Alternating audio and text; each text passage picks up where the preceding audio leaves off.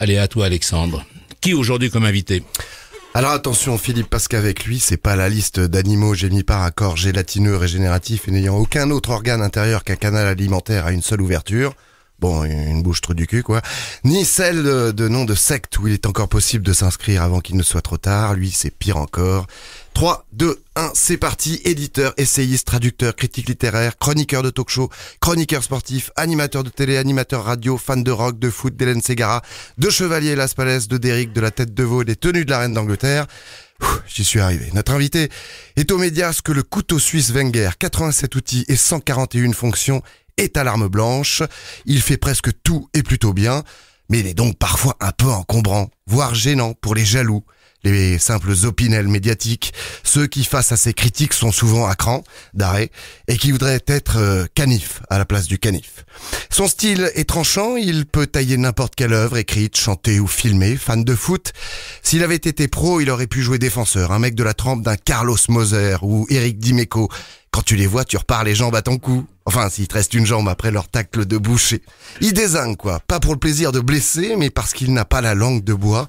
Et tant mieux pour sa femme. Tiens, d'ailleurs, sa femme slave, ce qui est plus propre, il l'a rencontrée en Bulgarie. C'était son étudiante. C'était son étudiante, le gros dégoûtant. Elle était mineure. Mais bon, il l'a eu avec le majeur. Bref, de retour en France, il laisse son salaire de labeur, de prof, contre un pactole à ne rien foutre en devenant assistant parlementaire. Et puis c'est Courage Fillon, les ombres du pouvoir, pour la lumière des plateaux télé. Pour cet ami d'enfance d'Yves Calvi, ça se corse, diront certains, quand il fera un duo explosif avec Zemmour dans On n'est pas couché, car il paraît qu'il aurait attrapé la grosse tête, qui dessoudrait juste pour faire le buzz. Paradoxe allemand, en un seul mot, bien qu'il soit né à Baden-Baden, il préfère les héros marginaux, peu exposés aux lumières artificielles. En foot, il choisirait l'ange vert, Dominique Rocheteau, pour ses cheveux longs et sa philosophie rock. Et en musique, c'est justement un rocker qu'il connaît par cœur, Graham Parker, dont il vient aussi nous parler aujourd'hui, pour un duo original avec son idole. Une idée, Philippe ? Oui, je pense. Une petite remarque d'abord, on dit pas Courage Fillon aujourd'hui, on dit Courage Fillon. Voilà. Le point est fait. Prendra qui veut, hein. Vous n'êtes pas obligé de voter pour.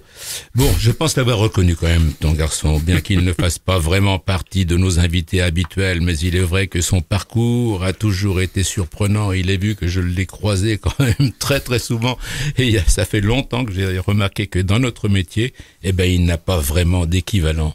Bonjour, et ravi de te voir là. Eric Nolot. Bonjour Philippe, bonjour à tous. Je prends tout du portrait, je rectifie juste la tête de veau. Moi, je suis plutôt pied de porc. Ah, c'est bon aussi. Ouais, et quand j'étais footballeur, j'étais avançant. Donc, c'est pas Carlos Moser, mon idole. C'est plutôt joué dans un... Vous auriez pu jouer à n'importe quel poste, en fait. Oui, mais je prenais plus de coups que j'en donnais. Donc, je tiens à rectifier ça. Dans ma vie, j'ai pris plus de coups que j'en ai donné. Et les pieds de porc, c'est très bon, sauf chez les filles.